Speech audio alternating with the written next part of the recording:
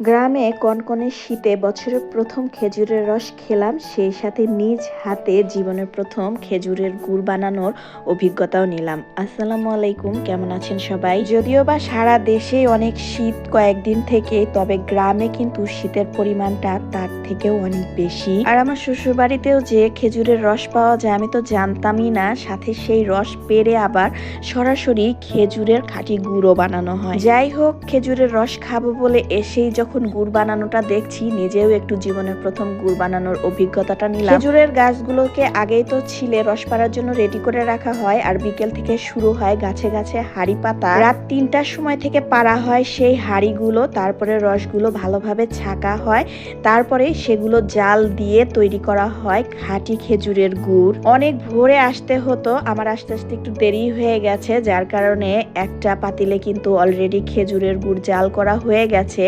আর এখানে সবকিছু পেরে দেওয়া হচ্ছে খেজুরের গুড়টাকে এই পলির উপরেই সেট করবে বলে। গুড়গুলোকে খুবই পরিষ্কার ভাবে করার জন্য কিন্তু এখানে পরিষ্কার ভাবে সবকিছু রাখা হয়েছে। মাটির উপর পাতার কারণে কিন্তু অন্যরকম লাগলেও এটা কিন্তু একদম পরিষ্কার করেই রাখা। আর যতগুলো গুড় জাল দিয়ে দিয়ে নামানো হয়েছে, এগুলোকে আবার ঠান্ডা করা হচ্ছিল।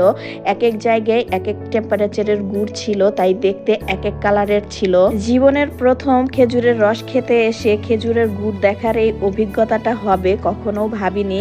সত্যি অনেক বেশি ভালো লাগছিল যে আসলে সবকিছু করারই একটা প্রসেসিং থাকে, আর যে যে বিষয়ে পারদর্শী তারা কিন্তু সেটা নিয়েই কাজ করতে পারে। দেখতে হয়তো বা অনেকের কাছে তেমন কিছু মনে না হলেও পুরাটা প্রসেসিংই কিন্তু অনেকটা বেশি সময় সাপেক্ষ আর পরিশ্রমে। রাত ৩টা বলতে গেলে কিন্তু প্রায় মধ্যরাত, এমন সময় উঠে প্রত্যেক গাছ থেকে রস পাড়া, সেগুলো ছাকা, আর খুব ভোর থেকে এভাবে হাঁড়ি ভর্তি করে করে রসগুলোকে পাক দেয়া, সেগুলোকে ঢেলে আবার ঠান্ডা করা।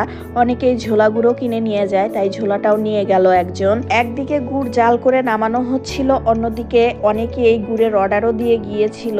যে যে ধরনের গুড় নিতে চায় সেই ধরনের অর্ডারগুলো অনুযায়ী তারা গুঁড়ও দিচ্ছিল একপাশে। এটা ছিল শেষ হাঁড়ি গুড়, আর এটা একদমই রস রস ছিল।